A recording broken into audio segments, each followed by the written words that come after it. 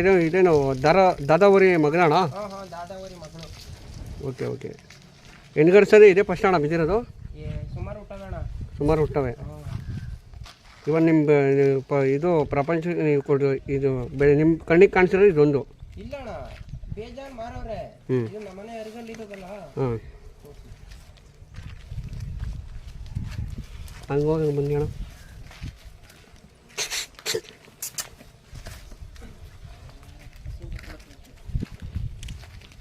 ಹಂಗೆ ಇರ್ತಾರೆ ಹಿಂಗೆ.